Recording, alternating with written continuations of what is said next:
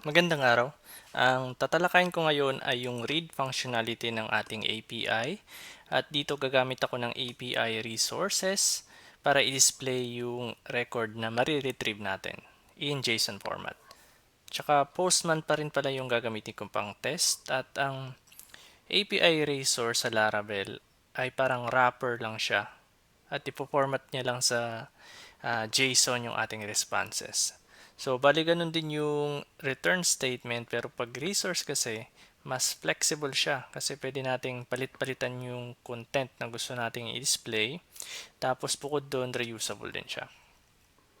At note lang na optional lang din to kasi pwede rin kayong gumawa ng sarili nyong implementation. Halimbawa, lagay kayo sa model class ng attributes tapos yun yung tatawagin nyo. At maraming ways kung paano natin pwedeng ibalik yung data na nire-request sa atin, pwedeng yung hard-coded. Pero sa video nga na to, ang gagamitin ko is yung API resources. At personally kasi mas gusto ko to kasi napaka-flexible niya. Tsaka meron siyang sariling class at hindi nagiging cluttered yung aking controller. Pwede nyo tingnan yung documentation pero madali lang to tandaan kaya didiretso ko na lang. So, PHP. Ito na lang yung gagamitin kong terminal. Ini-start ko lang yung aking SAMP. Tapos pumunta ako sa project directory. Kasi masyadong maliit yung screen ko para dito sa VS Code. Kung gagamitin ko yung VS Code built-in terminal. Artisan, make, resource, tapos API, B1, product, resource. So, nag-next na yun lang siya, pero okay lang yan. At nilagyan ko pala siya ng directory sa unahan, ito, yung API v1. Kasi, um, dahil nung last video ko, nagkaroon ako ng API versioning sa controller. So, ganun din dito. Enter ko lang siya. Bale, nga pala note lang na hindi ito yung best way para mag-implement ng versioning. Nakita ko lang kasi ito kay Quintin Watt. At wala kasi akong makitang standard documentation paano mag-implement ng API versioning sa Laravel, no? Pwede kayong gumawa ng dalawang Laravel project na nakakonect sa isang database. So, pwedeng ganun kayo maggawa ng versioning nyo. Pero kung mali man ako, pwede nyong i-comment dyan sa baba para alam din ng ibang um, alam din ng iba yung magandang diskarte sa API versioning. At buksan natin yung VS Code. Tapos dito siya mapupunta sa app, HTTP, tsaka resources. So naka-install kasi akong Git kaya nagkukulay green every time na may bago akong change. Okay. At by default, i-display niya lahat. So try natin pang display ng single record. So sa ating HTTP controllers product, sa ating show function, mag-return lang ako. Return new yung ating product resource. Resource. Tapos, oops. Wala pa rin kasi akong keyboard. Save. At gagamitin natin tong si product resource at gagamit tayo ng find dito sa model na product. So, kay Eloquent to. Para ma-retrieve yung record na bakit 1 yung nilagay ko? Itong ID. Ipa-find natin kung ano man yung ipasa dito sa show function. At take note lang pala na bago natin magamit yung ginawa nating resource, dapat import muna siya. Muna natin siya, just like every other classes dito sa Laravel. So, gamit tayo ng use. Tapos, copy natin yung kanyang namespace. Balik doon. Tapos, okay, so masipag ako mag-copy-paste. Nababawasan na rin kasi yung errors ko pagka copy-paste. yan. Katulad yan sa model, yung nasa baba, itong model. Kaso, na-import na natin yan sa previous videos, kaya that should be good. Ito, product. Tapos, switch tayo sa Postman, tapos gawa tayo ng bagong request. So, expand ko lang to, tapos right-click, duplicate. Rename ko lang siya as show one product. Tapos, get. Okay, so ano pala yung itatype natin dito kasi di naman tayo gumawa ng route. So, balikan natin yung ating VS Code sa routes. Nandito lang siya sa lapag. Ito, ka-level siya ng app, routes api.php. Tapos, gawa lang ako ng route. So, copy ko lang to. Get. Show. Control D para ma-select yung next occurrence. Tapos, /ID. Save. Madalas, pag viewing lang ng record is get yung HTTP verb na ginagamit. Tapos pala itong curly brace, o yung nasa loob pala ng curly brace, ay placeholder lang siya. Para dun sa URI sa Postman, pwede tayo mag-specify ng ID. Di ko alam yung exact term dito. Pwede ko siguro buksan yung documentation. Tapos, nandito lang siya sa basics. Part siya ng routing. Scroll lang natin.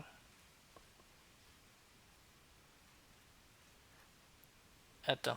So, ang term pala niya ay, yung pala yung tawag doon, required parameters. Tapos, babalik ako sa Postman. Tapos, show. At meron akong previous IntelliSense kasi ginawa ko na siya kanina. Tapos, localhost PHP my admin. Kasi iti-test, pwede kayong tumingin dito kung kung ano yung existing records nyo. Kunwari, ang gusto kong i-display is yung number 25. Sige, ang hirap banggitin. So, malabay madali. Ito na lang, si number 12. Si Russell. Postman, 12. Send. At yan.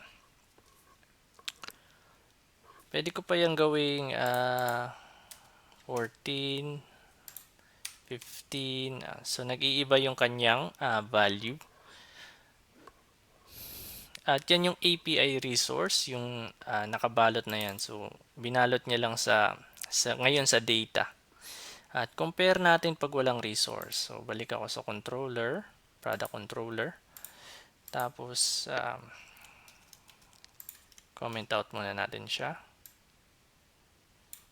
Tingnan natin pag yung mismong eloquent find lang.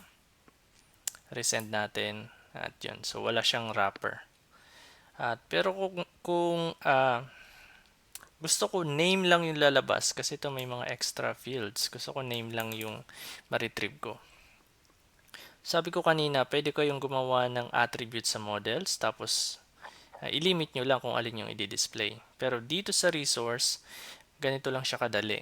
So, babalikan ko yung aking code. Tapos, uncomment natin yan. Yung product resource, imbis na display niya yung lahat, ang gagawin ko ay specify kong name lang. Ito pwede nyo i-define kahit ano. Pangalan. Tapos, this name. Save. Yung this pala, yung $sign this, ay reference lang yan para sa sarili niya. At yung name is yan yung field name. Field na name sa product table. Kasi nga, pinapasa natin yung product dito sa ating resource. So, try ko na siya sa Postman. Ayan, so, naging pangalan na lang siya. Pero, so, ibabalik ko lang siya sa name para medyo hindi awkward. At siguro ayusin ko lang saglit yung code kasi mag-error to pag non-existing yung record. So dito sa product controller, magagawa lang ako ng basic PHP syntax. If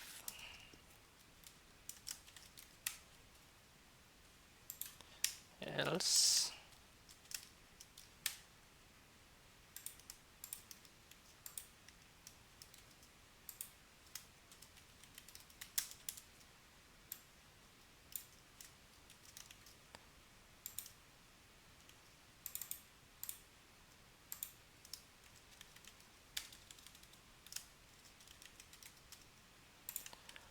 so pag meron siyang product, okay, so pag wala, copy ako ng error.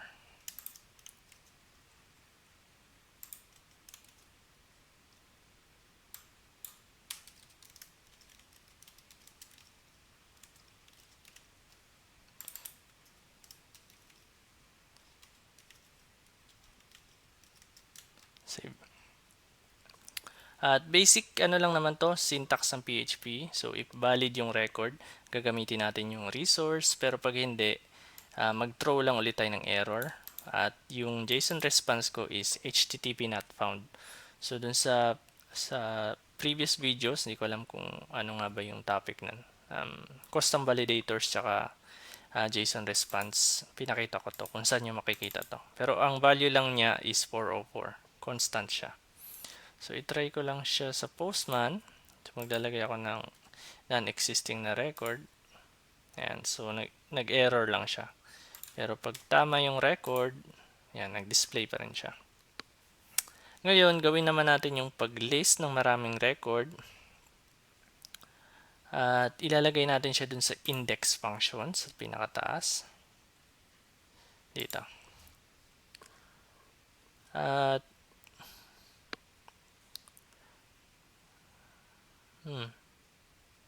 medyo na blanco ako. Anong oras na rin kasi. So, ikakopy ko lang yung nasa baba. Yung ating, oops.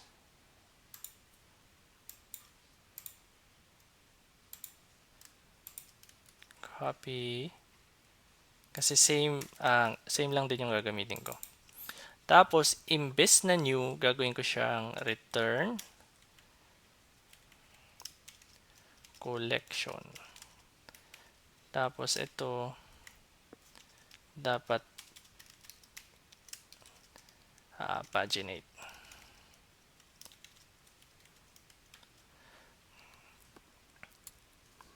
So, ano lang to, pag sinabi mong collection, ibig sabihin, marami yung rini-retrieve natin. Kasi dun sa last time, isa lang yung nire-retrieve. So, pag collection, ita-transform niya lang yun sa array. Tapos mag-a-add siya ng mga meta tags. Tapos, ito naman is model natin to. Tapos, query ni Eloquent para mag-paginate. So, 2 items per page lang siya. Babalik ako dun sa api.php. Tapos, maglalagay ako ng isa pang route. Oops. Lagyan ko lang to ng comment.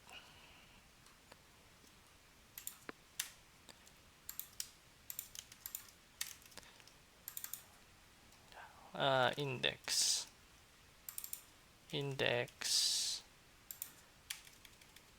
Save.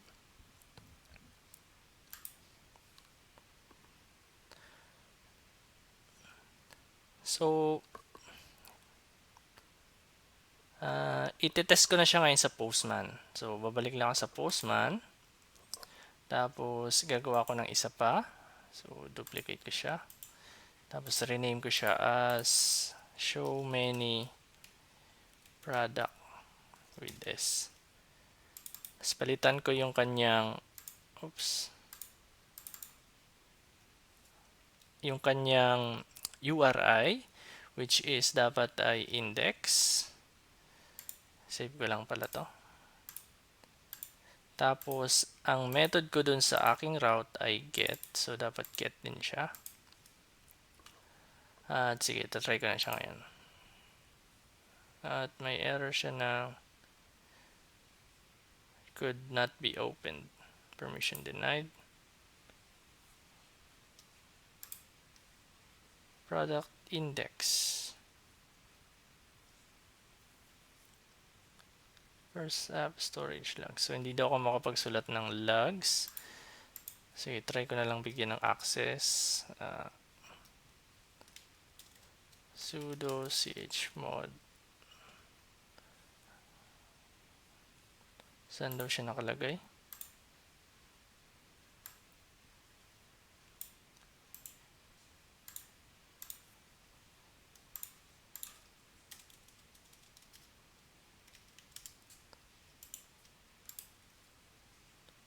Oops.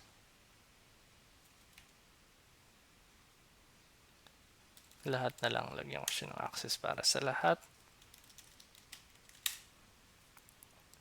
Tapos, try ko ulit. Oops. May error pa rin. Product resource collection. Okay, so na-misspell ko yung collection. Okay, sabi na nga dapat hindi ako manual type. So, yun yung aking kahinaan. Collection. Anyway, marunong naman tayo magbasa kaya nakikita natin yung mga errors. So, yan. At kita nyo yung wrapper niya, meron siyang data, may links para sa mga next page.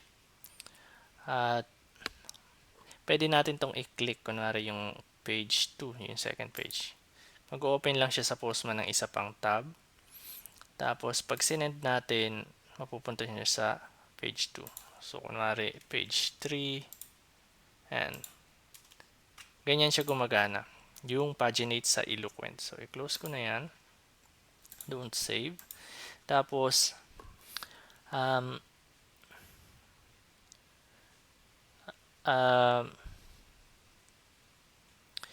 ngayon, i-compare naman natin yung pagwalang resource collection. So, babalik ako dito sa aking product controller. Tapos, yung copy ng buong line, dapat nakaganyan lang kayo sa VS Code. Click nyo lang dyan, tas Control C, Control V. So, ganun yung, pagka ginawa nyo yun, makakopy yung buong line. So, yung i-compare ko is yung pagwalang resource. Save ko siya. Tapos, i-rerun ko siya. Okay. So, napansin nyo, nag-iba. Same lang din na meron din siyang pagination dito sa baba. Pagination o pagination. Plus, meron din siyang data. Pero, bakit ba mas gusto ko itong gamitin si Laravel API resource? Kasi, meron kasing standard way ng paggawa ng response data sa mga API. So, open lang ako ng Google saglit. Tapos, i-google ko yung API standard ano ba yung pabalik? Response. Ayan. Itong jasonapi.org.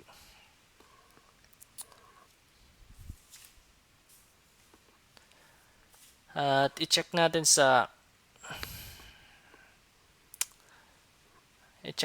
yung normal paginate. So, meron siyang current page. May data rin naman siya. Tapos, i-compare natin siya dito. Ayun o.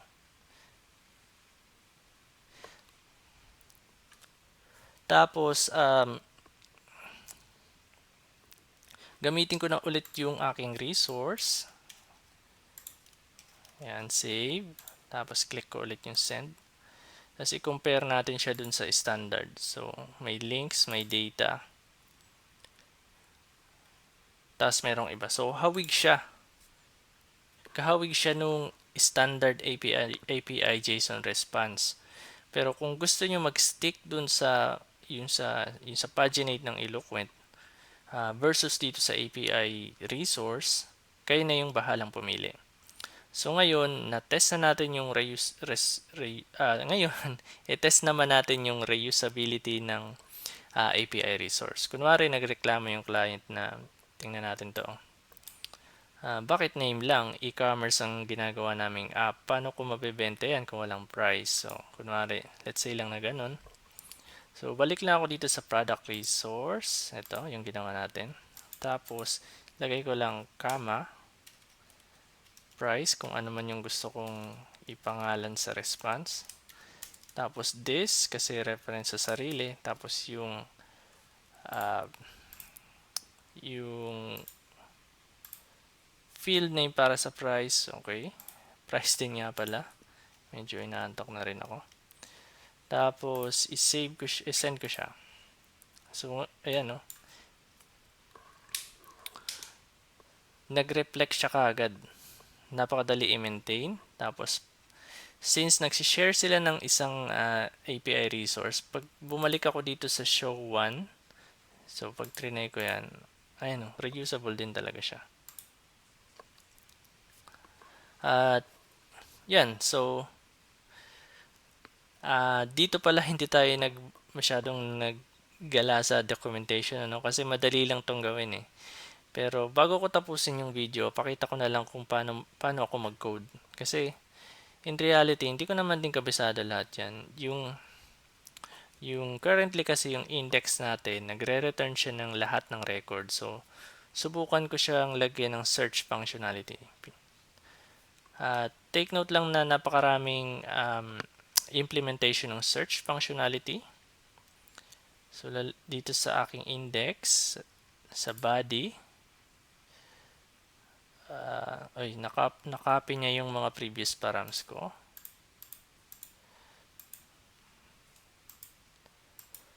Paano ko siya buburahin?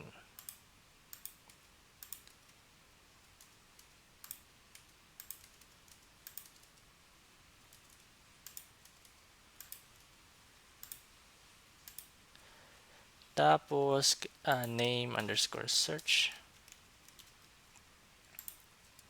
Ewan ko ba't ko ba siya ginawa.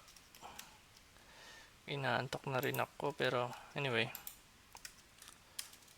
Letter A lang. Ask or descending lang. Naglagay lang ako ng note. So, ito, any string. Tapos, gusto ko rin siyang lagyan ng items per page para hindi naman ako hard-coded sa integer. Save. Oops. Then, pag bumalik tayo dun sa ating controller, kailangan natin siyang i-allow na index. Tumanggap ka ng parameters. So, copy ko na lang tong request from store.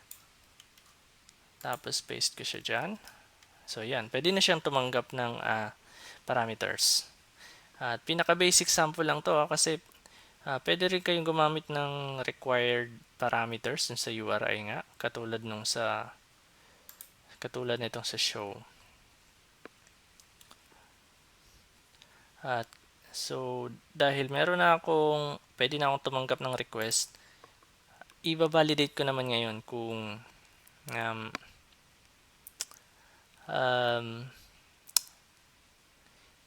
kailangan ko lagyan ng validator yung aking pinapasang data. Kasi nga, katulad dito, kailangan ascending or descending lang yung laman. So, babalik lang ako sa store, which is minimize ko pala. So, ikakopy ko tong buong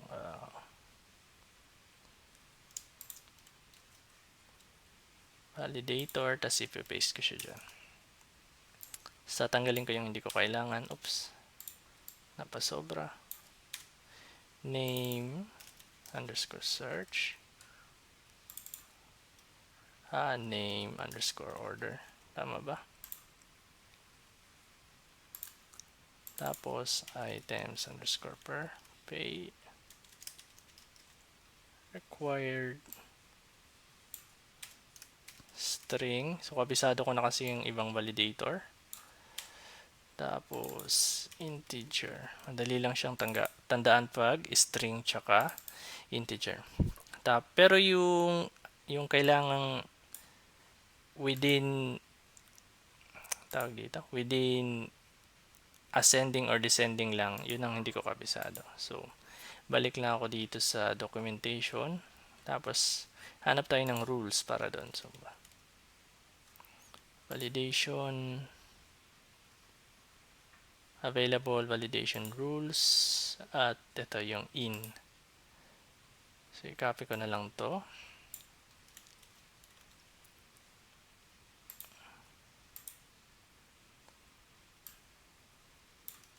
Paste. Name underscore order. As ang option natin is ascending, ASC, or DASC. Tapos, wag natin kalimutan yung imports. Pero anyway, pag nirun nyo yan, mag-error naman siya. Tapos sasabihin niyang hindi niya mahanap yung class na yun. Save. Okay, so pag nag-fail, okay, so all good na yan. Pero pag hindi siya nag-fail, return ko muna. Return. Test. So, ganyan lang ako mag-debug. Run ko to. At so, nagpasa na ako ng parameter pero hindi niya pa rin nakikita. So, siguro, for some reason, ayaw gumana siguro nitong aking form data. So, marahil kasi naka-get yung aking HTTP verb. Pero hindi ko rin sigurado yan. Kung may nanonood man po, tapos may nakakaalam kung bakit ayaw siya gumana, pakisabi na lang po. At gawin ko na lang is ilalagay ko na siya dito sa raw.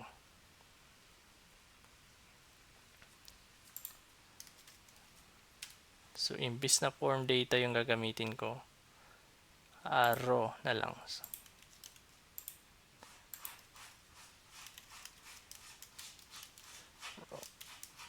Format ko lang siya as JSON para mas maganda. Name underscore order. Kunwari, ABC. Invalid muna. Tapos, items underscore per page. Nating 5. Save. Okay, so ngayon, nag-error lang to kasi kailangan ASC send. Hindi na siya nag-error, or DSC lang yung tinatanggap niyang value dahil nga dito sa validation rule na in. So after nun, babalik lang muna ako sa documentation kasi nga hindi ko rin talaga plinanong gawin to. At i-search ko lang yung query.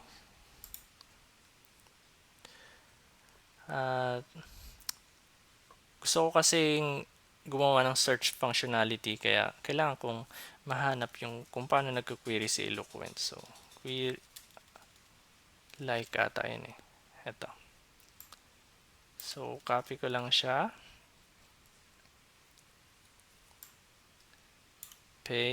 Paste. Control D. Name like, ang mangyayari niyan is, oops.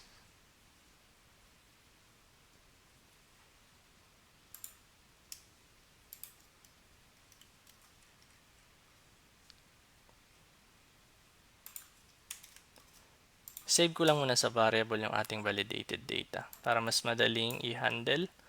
So, imbes na hard-coded na T, eto na lang.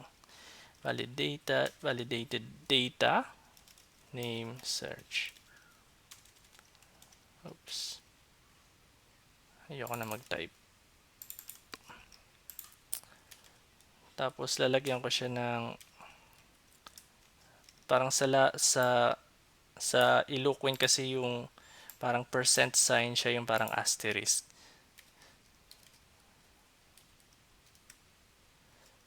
Tapos, ibig sabihin lang niyan, isi-search niya yung isi-search niya sa field na name kung ano man yung pinasa nating value dito sa postman, which is letter A lang. So, lahat ng may letter A sa name isi-search niya. Kaya lang nag-error siya kasi nag-concatenate ako ng... Bakit siya nag-error? Paginate. Ito. Wala. Wala akong semicolon. So, yung paginate naman, imbis na hard-coded, ilalagay ko siyang items underscore per page. Tapos, meron pa yan ditong yung import. Nakalimutan ko ilagay. Somewhere here.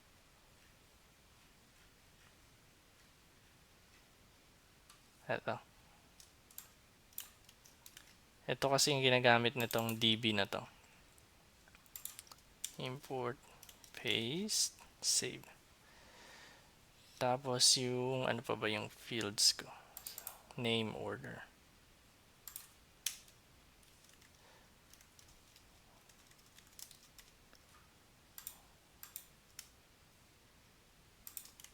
Copy, paste, order by name.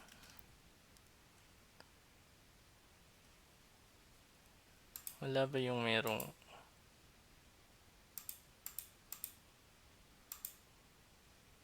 ito. Comma lang pala. Comma, validated, order underscore by. Save. Tapos, copy ko to kasi nasa variable na yung aking result. Tapos, ito na, para dynamic na yung ibigay niya sa akin. So, try ko na siya sa Postman. Mag-search ng letter A. Oops. May error pa rin siya. Undefined index. Ordered underscore by.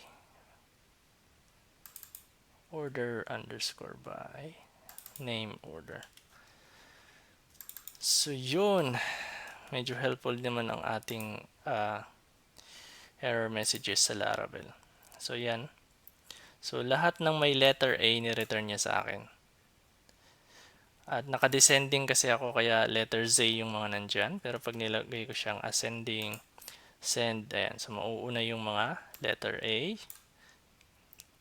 Tapos, kung gusto ko siyang gawing 2 items per page, yan. Tapos na ang ating Laravel API resource. Plus, nakapag-add tayo ng search functionality. Pero, limited lang yung search sa field na name. Pwede pa kayong mag-implement ng ibang search algorithm. Halimbawa, gusto nyo mag-search dito sa ibang fields. Kunwari yung price or mag-search sa available stock. Pwede yun. Pwede pa kayong mag-implement ng iba-iba pang search algorithm. So, dito ko na muna tatapusin yung video at maraming salamat.